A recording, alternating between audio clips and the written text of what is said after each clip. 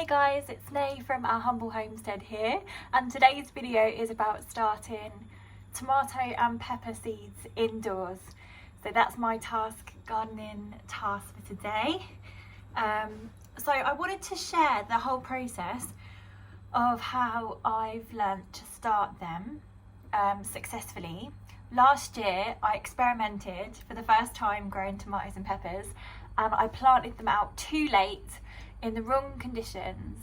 I got lucky with a couple of them where it set a few fruits, but I didn't get much at all. So now I've learnt from my mistakes and I'm going to show you guys how to do it properly. So let's get into it. So I use coconut coir for seed starting. Now this is just a block that I bought and it's really cool. It's quite fun to do with the kids as well, because when you pour water on it, it just expands and it's like a bit of a science experiment for young kids. Now when you're starting seeds, you want a really light fluffy mix. So you can buy commercial potting mixes, you can buy commercial seed starting mixes, you can use organic if you choose, it's up to you what type you buy. But I like to use coconut coir because I think it's more eco-friendly, it's an organic alternative. The only thing about using this, even though it's really cool, it's really light and fluffy, it's perfect for starting seeds, it doesn't have the nutrition in to carry the seed. Once it starts to emerge and get its true leaves, it doesn't have any little nutrition in to keep it going, so you have to up-pot them. But I'm happy to do that anyway because I'm going to sell my surplus plants that I'm not using in our garden, or give them as gifts to friends and neighbours, so I'm happy to do that anyway. And I just prefer it. I think the seeds just start really well in this mix. So I bought these little windowsill propagators. So we live in quite a small rented property. We don't have a lot of space here. We're dreaming for our farm in the future and we're planning for that. But in the meantime, we've got to make do with the space we have. So I grow anywhere I can find a space. And the windowsills is one of the main places I like to fill up with my plants, with my crazy gardening obsession. So I found this, I think it was $2.99, I'm sure it was, from Home Bargains. These windowsill propagators, which I thought were perfect for tomatoes and peppers. Now, tomatoes and peppers need to have really warm soil, really humid conditions to germinate.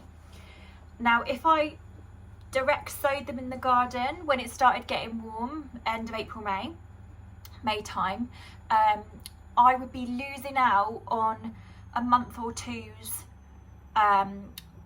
yield of fruit. If I get my tomatoes and peppers going now, if you really want to get the maximum production and a head start, if you don't have a long growing season, a long warm season, then you really want to get them started indoors. So that's why I'm doing it now. So what I'm gonna do is just fill these up with coconut coir. So they're firmly packed in, but not too firm because I don't want the I want the roots to have, you know, air and room to grow. But just gently, nice and gently firm that in.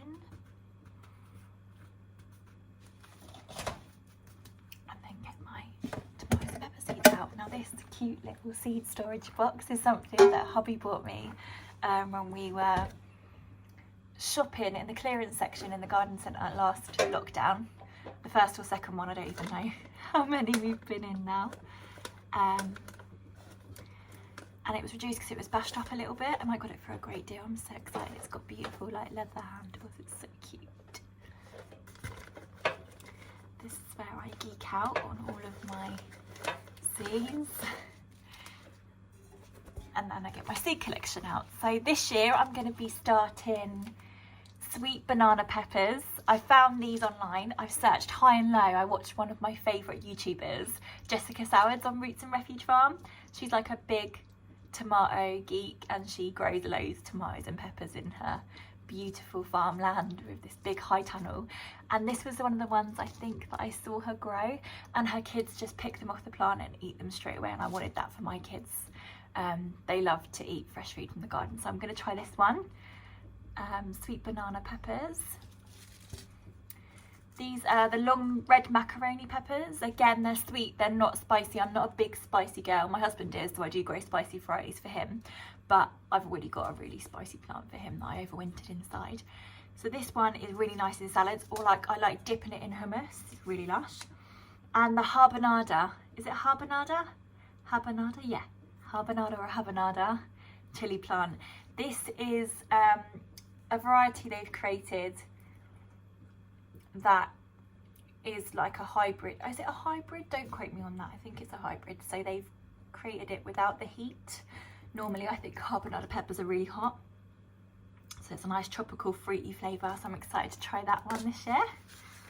And I found some really cool varieties of tomatoes. So sun gold tomatoes I ordered. I think I may have got these from Etsy. I searched high and low for all the ones I was really wanting to try. And in here I've got Amish paste variety, which are really good canning tomatoes. I'm looking forward to trying these. They're great for canning tomato sauces. So we eat a lot of like lasagna and pasta sauces. The kids like lasagna and we make pasta bakes and stuff like that. So I'm really looking forward to trying those out. And somewhere in here I've got black beauty seeds, which are like a rich black tomato, which I thought would be really cool to try, like a new funky version of tomato that I've never seen before online. So what you want to do is just grab, I'm going to put 2 in each cell, because what I don't want to do, if they don't all germinate, I don't want to miss out. And if they do, I can just tease the transplants apart and then pot them. If I get extra germinate, I can just put them in different pots and sell them or give them to friends, like I said. I'll just get my seeds, pop them in there, and just about 1/4 of an inch, you can use a pencil, I just use my finger, cover them over. And once I've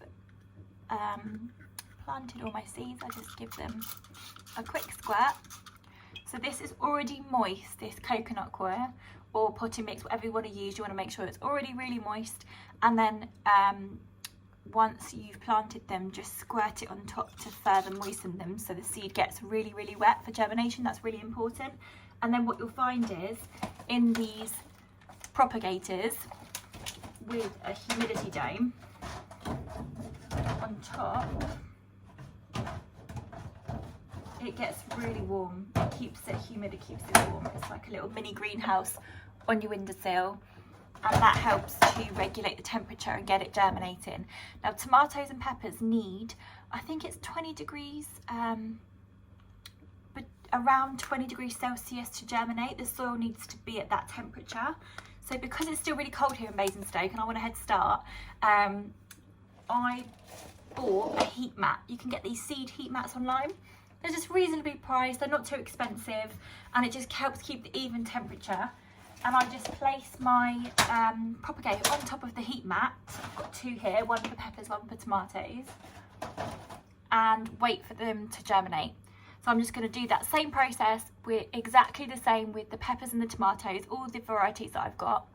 And when they start to sprout, I will put them on the windowsill and try and find the sunniest spot possible so they don't get too leggy and they're not reaching for the light, and they've got enough. Because I don't have any grow lights. You can use grow lights. If you're a more experienced gardener than me, you may already have grow lights, or you may choose to invest in them if you want to get serious about growing them. Well, I'm just growing for my family at the moment and some friends and family, so I'm not on the big scale yet.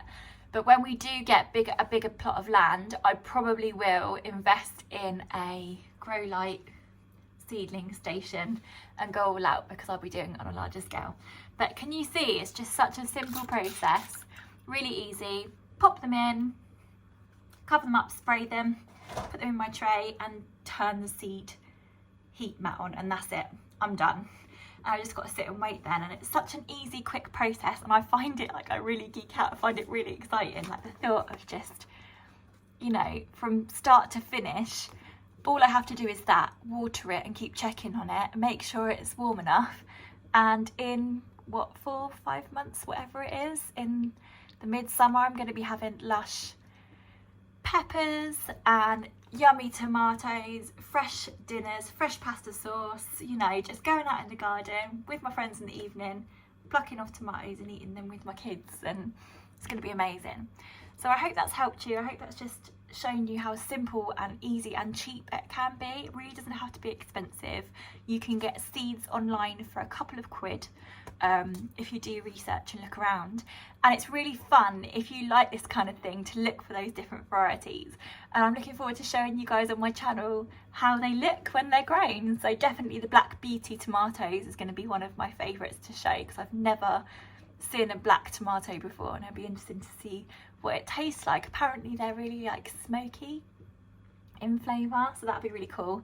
And I just love the thought of being able to like gift my family and friends a nice basket of homegrown produce with black tomatoes and different coloured eggs from our chickens and quails and ducks. It's just cool. So I hope that's encouraged someone today. Drop me a message or a comment below if you have any questions, or if there's anything that you're growing at the moment, or there's something that I didn't cover that you want to ask, and let's just connect and get together and help each other. I hope if you've started yours yet, I'd love to know what's worked for you. In Basingstoke we're in zone 8, I believe. I have to double check that, but it's really important to check your first frost date when you're planting hot weather crops in your garden, because you don't want to go to this effort, get all excited about your beautiful fruits you're going to have in the summer, and then plant them out in mid-April because it's got really sunny and you've been fooled by the weather, which I did last year, and you know, it feels warm outside, only for then the frost to come overnight and it will just wipe out all of your tomatoes and peppers in one go, and kill them all after all that hard work and love you've put into them. So check your average first frost date. I believe in Basingstoke ours is the 1st of May, it's predicted, so I'll probably plant these guys out once they're established the first week of May, after the last frost has passed. Hope that's helped, and happy weekend.